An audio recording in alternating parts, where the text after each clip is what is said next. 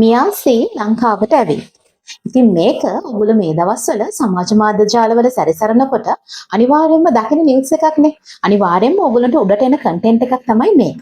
මියාසී කියලා කියන්නේ වැඩිහිටි චිත්‍රපට කර්මාන්තයේ නිලියක් හැටියට වැඩ කරන කෙනෙක්. ඒ වගේම එයා සෝෂල් මීඩියා ඉන්ෆ්ලුවෙන්සර් කෙනෙක් හැටියට වැඩ කරනවා. ඉතින් මගේ කතාව ඒක නෙවෙයි. ඔයගොල්ලන්ට හිතෙන්නේ නැද්ද මේ දවස්වල අපේ පරම්පරාව, අපේ රටේ තරුණ පරම්පරාව, ඒ වගේම අපේ දරුවෝ මේ මියාසියගේ ආගමනයත් එක්ක එයාගේ ආගමනය හරිම උත්කර්ෂයට නංවනවා කියලා. එයාත් එක්ක සෙල්ෆි ගන්න හදනවා, එයාගේ සෙල්ෆි එකක් ගහලා පබ්ලිෂ් කරන්න හදනවා, ඊට පස්සේ මොකක් හරි කන්ටෙන්ට් එකක් කරන්න හදනවා. මම දැක්ක මේ ළඟදී කන්ටෙන්ට් ක්‍රියේටර් කෙනෙකුත් එයාත් එක්ක සාකච්ඡාවක් කරලා තියෙනවා. ඉතින් මට හිතනවා එයාගේ ඉන්ඩස්ට්‍රි එකත් එක්ක අපේ රටේ පොඩි අනවශ්‍ය උත්කර්ෂයකට නංවනවා කියලා එයාගේ පැමිණීම. ඉතින් මගේ කතාව ඒක නෙමෙයි. මේකත් එක්ක මට ඔයගොල්ලොත් එක්ක කතා කරන්න අනිවාර්යයෙන්ම කතා කරන්න ඕනමයි කියලා හිතෙච්ච මාතෘකාවක් තියෙනවා. මම ගොඩක් වැඩිහිටි දරුවොත් එක්ක වැඩ කරන කෙනෙක්. ඒ නිසා මේක මම හිතන්නේ මම ගුරුවරියෙක් හැටියට ඉදිරිපත් කරන්නම ඕන දෙයක්. ඉතින් මට හම්බුණා හරි සංවේදී නිර්මාණයක්. මම ඒක ඔයගොල්ලොත් එක්ක බෙදා ගන්න තමයි හදන්නේ. මේ සංවේදී නිර්මාණය මේක ගායනා කරන්නේ සජ්ජී ආරච්චිගේ කියන ගායිකාව. ඒ වගේම මේ නිර්මාණයේ පද රචනය සහ මේ නිර්මාණයේ තනුව මෙලඩියක නිර්මාණය කරලා තියෙන අමිල නිදහස ඔයගොල්ලෝ දන්නවත් ඇති. අපි මුලින්ම වචන ටිකට ඇවිල්ලා ඉන්නකෝ. ඇය එක්ක හරි ආදරෙන් ගත්තු පින්තූර. ඇය තරහා වෙලා ගිය දවසේ ඔයා නිල් පාට අහසක් පුරා ඇය එකපාර තරුවක් කළා. මේක හරි ලස්සන තනුවක් තියෙන ගීතයක්. ඇය එක්ක හරි ආදරෙන් ගත්තු පින්තූර. ඇය තරහා වෙලා ගිය දවසේ ඔයා නිල් පාට අහසක් පුරා ඇය එකපාර තරුවක් කළා. මට වඩා ගොඩක් ලස්සන ගායිකාව කියනවා. ඔයගොල්ලෝ අහලා බලන්නකෝ පස්සේ. මොකද මේ කියන්නේ? ඔයාගේ ගෑනු ළමයාත් එක්ක හරි ආදරෙන් ගත්ත පින්තූර සමහර වෙලාවට අනිත් අයත් එක්ක බෙදා ගන්න බැරි විදිහේ සීමාව ටිකක් ඉක්මවලා ගිය පින්තූර වෙන්නත් පුළුවන්. ඔයා ගත්ත පින්තූර එයා තරහ වෙලා ගිය දවසේ ඔන්න එදෙන වෙන් වෙලා තරහ වෙලා ගිය දවසේ ඔයා නිල් පාට අහසක් පුරා ඇය එකපාර තරුවක් කළා. මොකද කරලා තියෙන්නේ?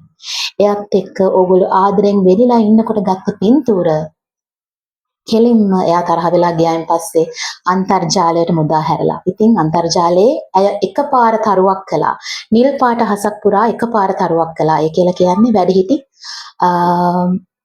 සයිට්ස් වල වැඩිහිටි වෙබ් අඩවි වලට මුදා හැරියා කියන එක තමයි මේ කියන්නේ. ඉතින් අද දවසේ කොච්චර ගෑනු ළමයි ඉන්නවද තමන්ගේ ආදරවන්තයත් එක්ක තමන්ගේ හැඟීම් බෙදාගෙන අවසානයේ ආදරවන්තයා තරහ වෙලා ගියයින් පස්සේ එයාලගේ නිර්වත් පින්තූර, නිර්වත් ඡායාරූප, නිර්වත් වීඩියෝ ඕනතරම් අන්තර්ජාලයේ සංසරණය වෙච්ච. මම මේ කියන්නේ කැමැත්තෙන් සිද්ධ වෙච්ච දේවල් ගැන නෙමෙයි. අකමැත්තෙන් සිද්ධ වෙච්ච දේවල්. ඉතින් ඒ ගෑනු ළමයින්ටත් අපේ සමාජයේ ඕගොල්ලෝ දෙන්නේ අපේ මියාසීට හම්බෙන තැනමද? නැහැ නේද? ඒ වගේ හදිස්සිය හරි ඒ වගේ තමන්ගේ ඡායාරූපයක් තමන්ගේ වීඩියෝ එකක් සංසරණය වෙච්ච ගෑනු ළමෙක් අපේ රටේ සමාජ ක්‍රමයත් එක්ක අපේ රටේ සංස්කෘතියත් එක්ක සියදිවි හානි කරගන්න තැනට වැටෙනවා. හැබැයි මම දකින්නේ නැහැ මියාසියගේ ආගමනයේදී අපේ රටේ තරුණ පරම්පරාව ඒ විදිහට හැසිරෙනවා කියලා. මොකද ඒ ගෑනු ළමයා සහ අනිත් ගෑනු ළමයි අතර අනිත් ගෑනු ළමයින්ට අපේ සමාජය සලකන විදිහේ දෙවිදයක් මම දකිනවා. හරි අපි ඊළඟ වර්ස් එකට එමුකෝ. ආදරයේ ගැළපිල්ල නැතිනම් හැර යන්න පුළුවන්ද දුවටත් මගේ. මතු දාක නුඹටත් දියණියක සිටියොත් ඒ දුවද මගේ දුව වගේ. මවා ගන්න දෙදෙනාම ගැහැණුන් ලොවේ. මේ කවිය කියන්නේ මේ සින්දුව කියන්නේ අම්මා කෙනෙක්. අම්මා කෙනෙක් තමන්ගේ දුවත් එක්ක සමීප සම්බන්ධතාවයේ පවත්වපු පිරිමියට එහෙම නැත්නම් පුතාට කතා කරලා තමයි කියන්නේ ඔයත් එක්ක මගේ දුව යාළු වෙලා හිටියට මගේ දුවට ඔයාව ගැලපෙන්නේ නැහැ කියලා හිතන ඕනම වෙලාවක ඔයාව හැර යන්න මගේ දුවට අයිතිය තියෙනවා. හැබැයි ඔයාට අයිතියක් නැහැ මගේ දුව ඔයත් එක්ක ආදරෙන් ඉන්න වෙලාවේ ඔයාලා හුවමාරු කරගත්ත දේවල් ලෝකෙට මුදා හරින්න. ඔයාටත් කවදා හරි පුතේ දියණියක හිටියොත් ඔයාටත් තේරෙයි මගේ වේදනාව. ඉතින් ඔයාට කවදා හරි දියණියක් හිටියොත් එහෙම අනාගතයේ දවසකත් ඒ දෙන්නාම එකම ගැහැණුන් ලොවේ කියලා මවා ගන්න කියලා මේ අම්මා ඉල්ලනවා. බලන්න කොච්චර සංවේදී පදපෙළක්ද කියලා. ඊට පස්සේ මේ අම්මා තමන්ගේ දුවටත් කියනවා ආදරයේ සැමරුම් බොහෝමයි. ඒවා තියාගන්න හෘදේ දුවේ. ඒ කරපු ඇරයුම් ප්‍රේමෙන් වුණා නම් රාගෙන් මෙසේ නිම නොවේ. ආදරේ ගොඩක් සැමරුම් තියෙනවා. ඔයාට විතරක් නෙමෙයි ඕනම ආදරවන්තයෙක්ට ගොඩක් සැමරුම් තියෙනවා. හැබැයි ඒවා තියාගන්න හදවතේ. ඒවා තියාගන්න හෘදේ දුවේ. ඒ කරපු ඇරයුම් ප්‍රේමෙන් වුණාම නම් ඔයාගේ ආදරවන්තයා ඔයාට කරපු ආරාධනාවල් ඔයාට ඇත්තටම ආදරෙන් කරා නම් ඒවා මේ විදිහට රාගයෙන් කෙලවර වෙන්නේ නැහැ කියලා මේ අම්මා දුවට කියනවා. ඊට පස්සේ අවසානයේට කියනවා එයා මවා ගන්න නුඹ දිනක මව කීලොවේ.